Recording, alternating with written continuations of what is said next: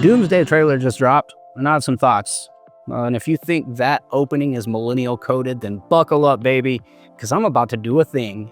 But before I talk about where things stand between me and the MCU now, I should probably share where I'm coming from, because I don't want this to come off as a bad faith reactionary take, even though it definitely is a little reactionary.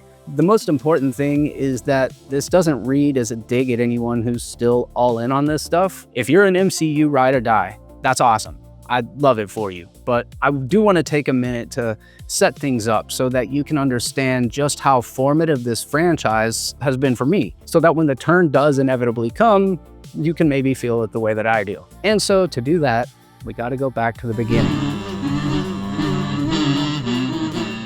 The year was 2008, and my wife and I went to go see this new Iron Man movie. Like many people my age, I'd gone through a comic book phase back in the early 1990s and was excited to learn that Marvel was releasing their first official movie under their own studio banner. Not only had I seen Blade like 4 times in the theaters, but as a kid, I loved everything from X-Men and Batman the Animated Series to Burton's Batman and Raimi's Spider-Man movies. I also really liked that old Avengers beat-em-up arcade game and later Marvel vs. Capcom. So Iron Man really was a project that seemed tailor-made just for me, and like a million other people as well. We both walked out of the theater shocked by the fact that this movie was actually like really, really good. Tony Stark was Robert Downey Jr.'s triumphant comeback, and I'll never forget seeing that first post-credit scene. You think you're the only superhero in the world? Audiences felt like we were on the precipice of something epic, and from that point on, I'd be there Thursday night watching the most recent Marvel film in a theater packed with the most enthusiastic fans. Being a fan of the MCU instantly made you a part of a community, and I made lasting relationships as a result of that, like friends that I still talk to this day. With 2012's Avengers, Joss Whedon proved to the world that serialized storytelling could work on the big screen and that characters who could carry their own films could coexist and share the spotlight. It was novel. In fact, it was revolutionary, and it was something we'd never seen. And all of a sudden, the nerds were on top of the world. It was cool, and it was marketable to be a comic book guy. And the moments, man, the moments just kept coming in those movies. I am Iron Man. Or that scene in Avengers where Bruce is all like, I'm always angry. You know, there's that iconic superhero shot of all of the Avengers coming together. Star-Lord's intro was iconic. The elevator scene in Winter Soldier. Oh, what about the scene where Captain America finally wields Mjolnir? I could do this all day. I really could do this all day, but let's move on. If we didn't prove that a handful of big-name characters could share the spotlight in Avengers, the Russos proved they could spin a yarn with an even more impossible number of characters to service. Their Avengers movies were the perfect bookend to a carefully constructed decade-running franchise. Avengers Infinity War and Endgame were billed as the swan song, an event movie to end all event movies. You know me? I do.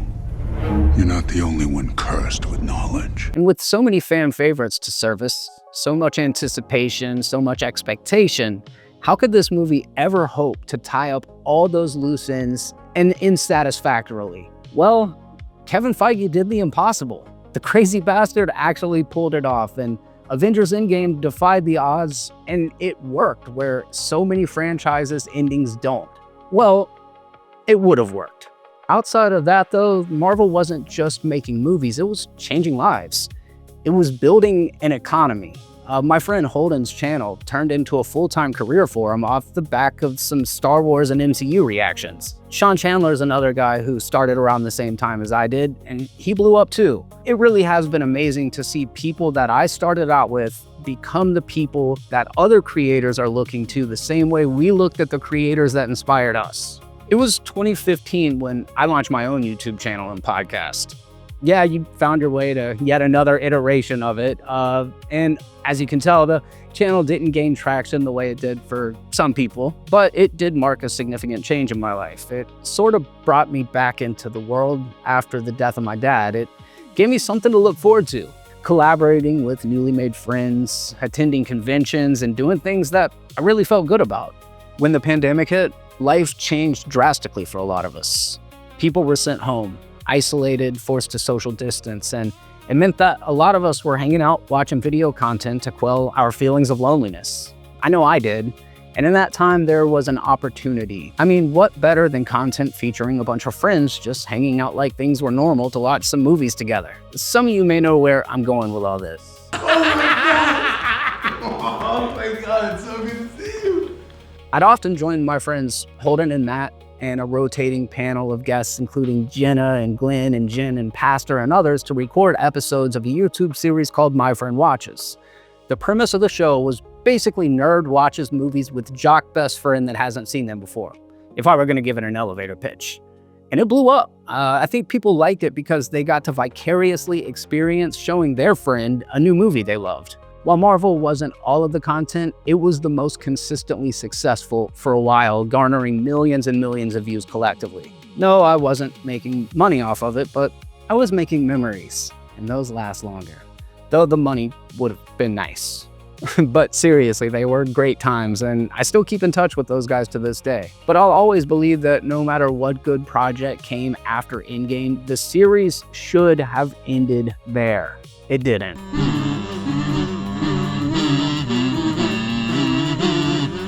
Look, I can't be sure of the exact moment the feeling changed for me, but I'm pretty sure it crept in around the time that Marvel started rolling out shows on Disney+. I liked WandaVision, at least at first, but that's still when the feeling started to shift. Watching Marvel stop being an event and started being literal homework.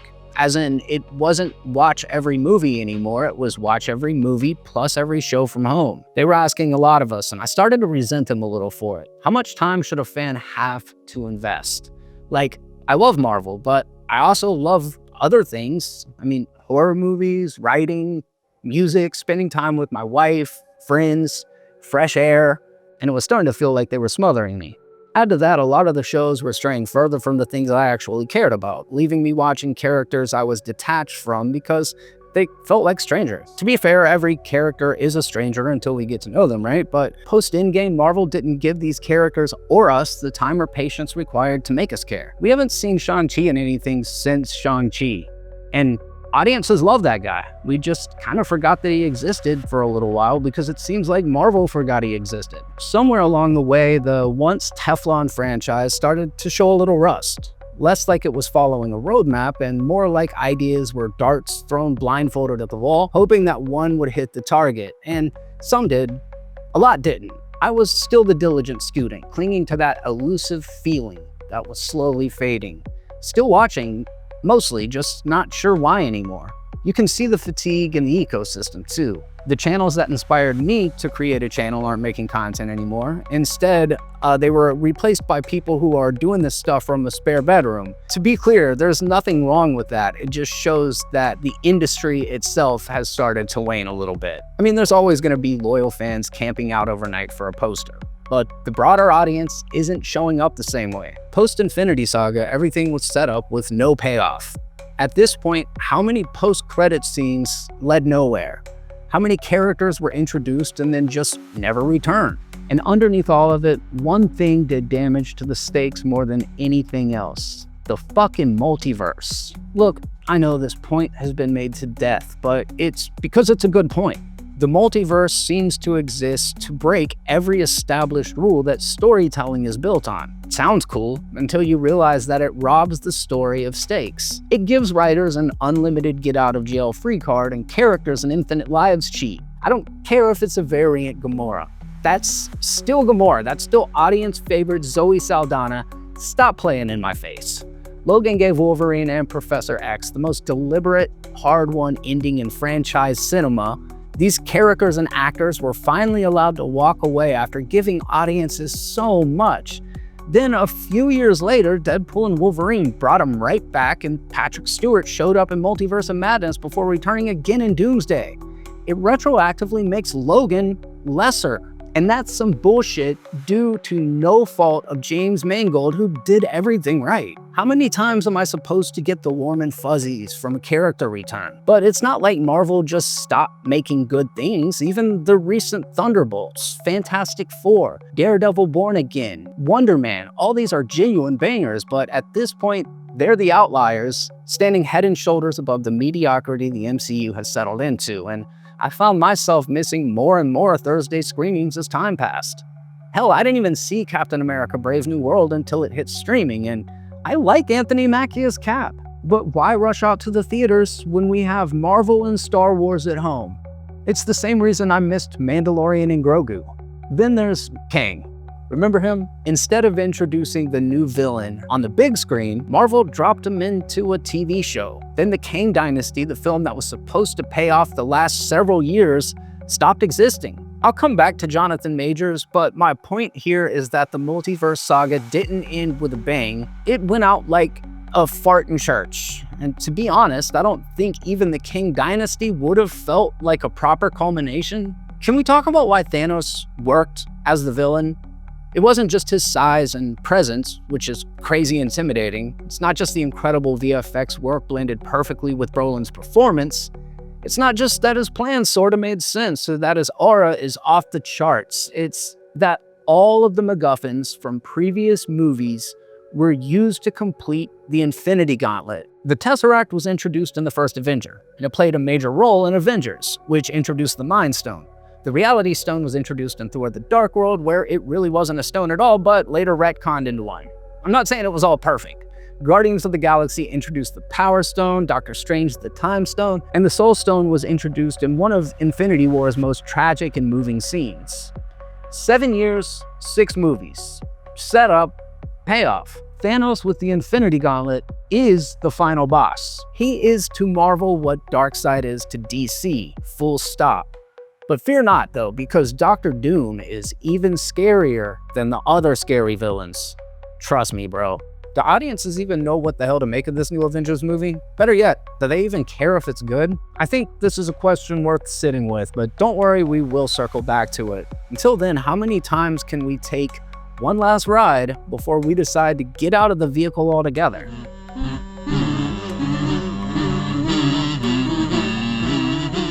While this video's critique isn't based solely on a couple of trailers, I should touch on them considering it's what kicked off this entire piece. Something's coming. It opens with a shot of the placard from the X-Men school, laying in ruin, which is pretty bleak. And I mean, we've only seen part of the school destroyed in X2, Days of Future Past, and Apocalypse. Plus, it's like heavily implied that it was destroyed in Logan. But other than that, we haven't seen this before.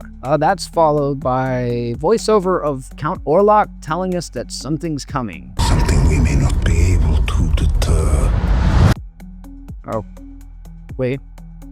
Oh, I'm actually being told that is the voice of Doctor Doom. We see Professor X shielding his eyes from a glowing red sky, which I think signifies the arrival of Doom in the universe. The next shot is Doom rising from the superhero pose that was joked about in Avengers Age of Ultron, I think. Afterward, we're shown a clip of Avengers Tower. I think it's Sam's Avengers, but it may be the new Avengers or the young Avengers. I can confidently say that it doesn't belong to the old Avengers, but the rest of the trailer does. Then Thor hops on the voiceover to try to convince the audience that we've never seen a threat like this before, over a bunch of clips boasting, look how many characters we've squeezed into this shot, and bet you never thought you'd see this guy and that guy fighting, huh? But we have seen this before. The stacked roster, the unbeatable odds, the superhero universe crossovers, none of it's novel, it's just more. Well, except there is one thing that's novel, and I'll get to that in a minute. As I was watching, I just kept asking myself, like, what is this a culmination of? What is this movie paying off? We've spent over 5 years building out this universe, folding in all the new characters. Half the Avengers now have kids of their own, and we see none of that. Yeah, remember that? I didn't see fan favorites Scar or Love or Billy and Tommy, did you? What I did see is a lot of faces I recognized, that's for sure, including Shang-Chi, which was probably the only sequence that elicited a reaction from me. I was like, oh wow, hey look, it's Shang-Chi, that's cool. The movie really wants to capture this one last ride tone that I mentioned. Again, you know, like Infinity War and Endgame, but Feige already said he ain't rebooting the universe after Secret War. So What is this? They've obviously decided there's more value in going backward than moving forward, and that doesn't instill a lot of confidence. A moment ago, I said that there's one thing featured in this new film that's novel, so let's talk about the casting of Doctor Doom. Robert Downey Jr. returns to Marvel to play Doctor Doom. The headline was meant to break the internet. Remember back when people used to say break the internet? Remember when millennials were like the cool young generation? Some of you probably don't at this point, so you'll just have to take my word for it. See, us millennials, we loved our pop figures and our Disney and all the shit we remember from childhood. It was like our most distinct trait outside of liking avocado toast. To me, the return of RDJ is the single most desperate piece of casting Marvel has ever done. In fact, it may be the single most desperate piece of casting in the history of filmmaking. It screams, we fucked this Kang thing up, we're panicking, and we need an easy win fast. So Feige opened up his contact list to our money and Venmo'd him $1 gazillion to maybe show up to work, or maybe not, depending on if the shots are close enough that they can't just deep fake them or whatever. And they're not naive to the pushback. They've definitely got people coming through Reddit right now, which is why they'll likely go out of their way to keep his face hidden for most of the movie so they can pretend it's all about the performance and not the performer, and we can all pretend like we're shocked when he finally takes the mask off. If we didn't know who it was months before its release, it could have really been an oh shit moment. But instead, it's turned into a no shit moment before anybody's had a chance to see the film. Why worry about spoilers when the studio does them now? I would have probably clapped at the screen. It would have been as cool as seeing Steve return to wield the hammer, but the teaser showed us that too. Infinity War wasn't just the story of a character's redemption, it was a personal redemption story for the actor too. A guy with a well-documented history of very public struggles was given a second act, and he made the absolute most of it. Remember when this was supposed to be the Kane dynasty until Jonathan Majors lost the role? I'm not defending the man. I'm not. What he did was messed up, but when he was fired, he lost that chance at the same kind of second act that was given to Robert Downey Jr. The comparisons and the time frames, they're not an exact one-to-one, I get it. Majors was presently under contract, but I think it's worth mentioning the irony. Marvel's answer to that problem wasn't just, let's find another actor to play another iconic villain. It was, bring back the fan favorite to play one of the few big villains left. Except, lightning caught in a bottle isn't a strategy, it's a miracle. Ironically, Thor says that's what the Avengers need in this film, and metatextually it's fitting, but leaning on Downey again doesn't feel like a bold creative swing. It feels like reaching for the one trick they already know will still get a reaction out of people. Don't get me wrong, he's an incredible actor. Obviously he's gonna be great, though again, I do gotta say his Doom sounds a lot like Count Orlok. Saying goodbye to him, the character and the actor, in Endgame was powerful. It was virtually a perfect arc. Bringing him back deserves a hell of a justification. Better than the justifications we got for bringing back Wolverine and Professor X, but to be honest, I'm not sure any justification is gonna hide the stench of desperation. And unfortunately, Cap's not spared from this fate either. Steve Rogers got a perfect ending too. He earned his happily ever after with Peggy, and sadly, he doesn't get to keep it, because none of them do.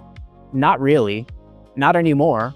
We've spent years building Sam Wilson up as Captain America, giving him the shield, letting him grow into it, only to hand it back to Steve. That's not just an undoing of Steve and Sam's arcs, it's Marvel losing confidence in its own follow-through. That's what this movie is. In the MCU, nothing stays won, not even an ending that was this earned. And even Evans looks as checked out in this trailer as I felt watching it. Then there's the X-Men. I love the X-Men, and a lot of those movies are decent, but I'm sick and tired of saying farewell to this universe. Professor X has had more endings than the Return of the King director's cut. Wolverine and Magneto are right there with him. Let these poor men retire. They will be wheeled out for another one last ride until they're finally given peace in the sweet embrace of death. Then again, judging by what they did to Sir Ian Holm in Alien Romulus, maybe not even death will keep these iconic actors out of their Under Armour. Obviously, they don't have to say yes to these projects, so maybe they're happy to have the work. But at some point, it seems more than lazy. It seems cruel. We're supposed to act surprised by seeing Cyclops in the comic-accurate blue and yellow for the first time. Oh cool, he looks like he did on the comic books. Wow, it's an homage to the animated series.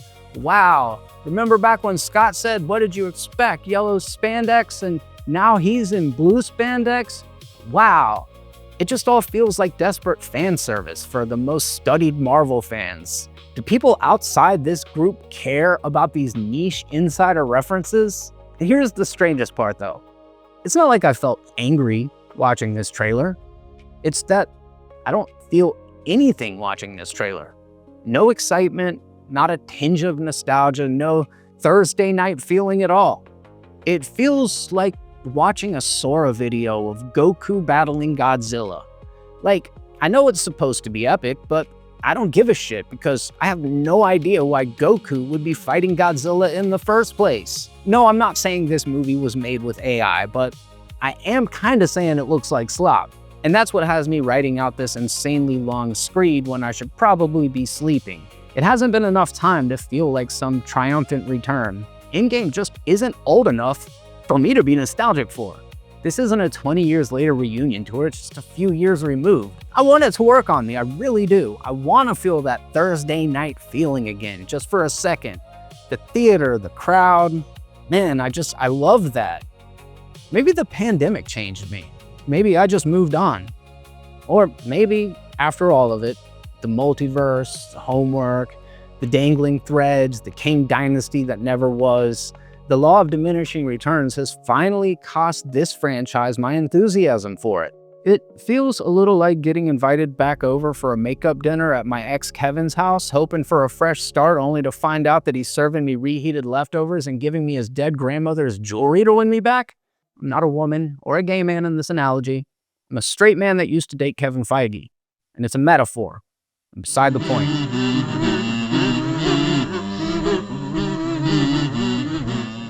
While it's true that Marvel basically created it, we've all seen serialized storytelling on the big screen at this point. The massive crossovers, the world-ending threats, the TV show tie-ins that become essential to following the overarching narrative. It's lost its novelty. And since the Disney acquisition, Star Wars tried pulling the same pages out of the same playbook. We got an origin story for this character, a prequel for that era, a spin-off show for the guy that played trumpet in the Cantina Band, and the more Disney spread that galaxy far, far away across every screen in our homes, the less any single installment felt like an event. Similar to Marvel, there are still some truly inspired stories like Andor, but oversaturation and mediocrity robbed it of that elusive feeling. Disney, with their live-action remakes and milking the teats of Marvel and Star Wars dry, is the easy target. I get it. But this isn't just a Disney problem, it's an industry-wide problem. Warner Brothers has been chasing the same thing for over a decade now. They even threw their own Hail Mary attempt by bringing the MCU darling James Gunn into the fold to run the DC universe. I mean, surely he'd get things back on track. He was one of the guys over at Marvel after all. Yet, here we are in the year 2026, and the dream of a cohesive DCU still hasn't happened yet. And to be frank, I'm not sure it can. Out with box office returns and critical receptions like the ones we got for Supergirl. For years, the playbook was simple. Take our goodwill, repackage it, sell it back to us. And for a while, it worked because we were the ones with the money and the memories both. But the aging millennial and Gen Xers don't have the buying power of the generation coming up behind us. It's not just people my age that are checking out. One survey found MCU fatigue was reported by 47% of viewers aged 18 to 29. That says the fatigue is setting in the hardest among the exact demographic these studios need the most going forward. Add to that, over a third of MCU viewers surveyed said Marvel's been putting out too much content, and almost 30% said the quality's gotten worse. Turns out I'm not the only diligent student that's falling asleep at his desk. Now, not everyone agrees that this is fatigue and not just Marvel's execution problem. Plenty of smart people will tell you the genre's fine and that it's just a stumble, not a fall. And that's hard to argue when movies like Deadpool and Wolverine broke records in 2024. But even by the numbers this year, something shifted. The year's highest grossing superhero movie topped out under $600 million worldwide. That's a number that a decade ago wouldn't have cracked the top 3 Marvel releases in a given year. Pointing to changing viewing habits is fair and valid, but it doesn't change the bottom line though, does it? It's not just superhero movies either. The days of nostalgia as guaranteed revenue may be coming to an end. Look at this year alone. Tron, Masters of the Universe, the live-action Moana. Not superhero films, sure, but still a bunch of expensive, nostalgia-shaped product entirely built on brand recognition. And not one of them landed the way they were supposed to. Now put those next to Obsession and Backrooms. Original ideas, no franchise, no 15 years of lore to sift through to know what the hell is going on. Backrooms was made by a 20-year-old for less than the catering budget on some of these Marvel shoots, and it out-earned nearly every piece of legacy horror released this year. Again, I gotta point out that Disney's not the only studio using nostalgia bait to course correct this year. Let's talk about Scream. I swear it's on topic. Robert Downey Jr.'s Tony Stark is to Marvel what Sidney Prescott is to Scream. Hear me out. After Melissa Barrera was fired and Jenna Ortega left Scream 7, the studio responded by bringing original writer Kevin Williamson and nearly everyone who ever held a knife or said a line in that series back. Neve Campbell, Matthew Lillard, half the cast reads like a class of 2000 reunion. When a franchise gets scared, apparently the instinct everywhere is the same. Stop moving forward and start dialing up everybody you used to know. And who doesn't love that, right? Well, me, it turns out.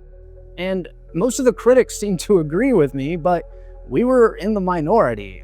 Critics be damned, Scream 7 was the biggest Scream movie to date. So what lesson is the studio supposed to learn from this? I'm sure they'll never indulge in nostalgia baiting again. Remember that question that I said we'd circle back to? Whether audiences even care if a movie's good? I brought up the numbers to make a point about fatigue, not to make a point about quality, because to me, making money and being good have never been the same thing. I realize I don't have a lot new to say about a series that's been analyzed to death by everybody with a webcam and an issue of X-Men for the last nearly 2 decades.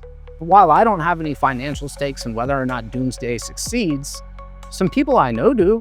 People whose careers got built, at least in part, on loving this franchise out loud. They need Avengers Doomsday and Secret Wars to activate their audience. A lot of nerd channels are probably grasping so desperately to their goodwill toward the franchise, they have to turn a blind eye to the very reasonable critiques because of audience capture. Their fans demand that they be excited about it. And the crazy part is, though, that a few of the people I'd expect to be glazing this trailer have seemingly been pretty critical of it based on the thumbnails and titles. I will check those videos out when I'm done with this one because I really don't like my take to be affected by other people's. But as I stated at the top, I have a lot of love for this series.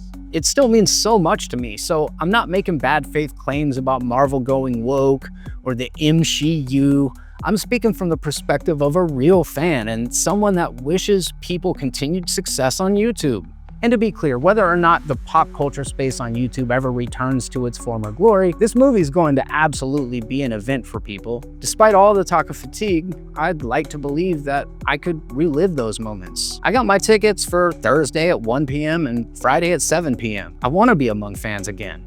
Want to recapture that feeling. There are Marvel fans out there who are going to show up no matter what's on screen, and there's nothing wrong with that. I don't want this video to come across like there's anything wrong with being a fan. I think that's amazing, and if you grew up reading comics and are still just happy to see these characters on screen, that's amazing. Even if it isn't trendy anymore, it doesn't mean that the genre doesn't have its niche. Look, I don't doubt Doomsday makes a mountain of money. That was never really the question. The question is whether it feels like something other than the last thing they have left to try, and right now it doesn't. Not for me. I want the film to rekindle the relationship that we used to have, but I'm not the same person anymore. None of us are. But Marvel doesn't want us to grow, it wants us to look back. We've been doing that for years. I've been doing that for years. Ironically, at this point, I feel like I'm in too deep. Like, there's no hope for me to get out of this toxic relationship because I've been with Marvel for years, and at this point, I'm bitter. We could have parted ways amicably after Endgame, and I would have only had the fondest memories, but Kevin just wouldn't let me go. He couldn't. The mouse demanded our undying loyalty, and we've seen what these movies are at their best and their worst. And even at their best now, they just don't connect with me the same way that they used to. What was once novel, even revolutionary, has become old hat. Dressed up for another one last ride in an athleisure outfit it's already worn. I want to be wrong about this. I really do. My love for this franchise isn't gone, it's just tired, and there's a difference. I have almost 2 decades of Thursday nights that says Kevin Feige is capable of more than a reheated dinner and this creepy necklace from his dead grandmother. But history has taught me the past is sometimes better left where it is. Some of us have spent so long complaining about sequels and reboots and requels that we stopped noticing the multiplex was quietly playing some genuinely great original films the whole time. The problem was never that Hollywood forgot how to make something new. The problem is that Hollywood forgot that audiences would still show up for it. And then forgotten audiences started forgetting about theaters. And I know Marvel didn't cause this shift on its own, but years of teaching us to wait for the next installment instead of showing up for the movie in front of us certainly didn't help. Can you even imagine being 10 years old and this being your introduction to Marvel? Or a casual fan that saw some but not all of these movies? It's a tangled, unwieldy behemoth. Look at the Odyssey. People are showing up in droves for it because someone gave them an actual reason to. A good movie, an entire story told in 3 hours. Audiences didn't get tired of going to the movies. They got tired of being asked to go for the same reason 2-3 dozen times. Asked to pay now for some reward later that may never come.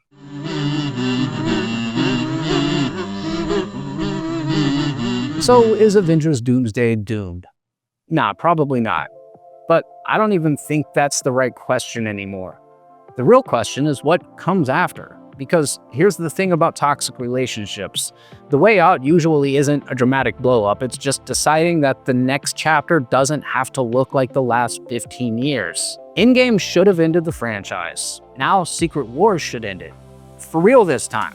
Full stop, no carryovers. No one more crossover just this once, an actual ending. The kind I thought Logan got. The kind of ending that Steve and Tony got the first time back before someone decided endings were negotiable. It won't happen that way, of course. I know it won't. But it's what should happen because we've been shown time and time again that studios should always be prioritizing making good individual movies over these massive mandatory crossovers. I'm tired of paying now for some reward that never actually shows up later. I'm not asking for superhero movies to disappear. I don't think any of us actually want that, despite whatever the discourse says. I just want to walk into the theater knowing that I'm there for the movie I paid for, not a middle chapter in a decade-long commitment, not a preview for a movie that will never come to pass. Think about if Lord of the Rings would have ended after the Two Towers. That would suck ass, right? Oh, and speaking of ass-sucking nostalgia, did you see that they're bringing back the cast for a new handful of Lord of the Rings movies? Oh God, people love the Hobbit trilogy, right? I'm sure this will give audiences that feeling again. If it does work on you, genuinely, no sarcasm, I'm happy for you. I meant that earlier, and I mean it now. In fact, I kinda envy you. This isn't a video about anyone being wrong for still loving this stuff exactly as much as they always have. It's a video about me figuring out that I don't anymore and finally being honest about it instead of showing up out of habit and calling it love. Because the age of the cinematic superhero franchise cooling off doesn't mean audiences stop wanting good movies about superheroes. The Western faded. It didn't disappear. The slasher craze of the 80s died down, but nobody's love for those movies had to die with it. That's the thing about films. The characters, the stories, they get immortalized the moment they're made. You can always go back to them to re-experience them as they were, perfect and unburdened by a shifting cultural landscape in the sands of time. And that means something. It means that the ending of an era isn't a eulogy. The stories never die, even when they end. It's just room. Room for multiplexes to embrace what's next. New stories, new filmmakers, new actors, new genres nobody's thought to bet on yet. Change is good. Aren't we due for some? There's a line that I keep coming back to throughout the process of writing this, and it's from Kylo Ren. Let the past die. Kill it if you have to. Marvel birthed this entire cinematic landscape. So maybe it's only fitting that they be the ones to kill it too. So again, one more time. Is Doomsday doomed? Well, I guess it depends on what that means to you. To me, it means, is Doomsday the death rattles of a once glorious franchise whose time has passed? And my answer to that is yes. But I wouldn't mind being wrong. I don't want it to fail out of spite, but because I want whatever comes next to finally be allowed to succeed. And honestly, I want that for you too.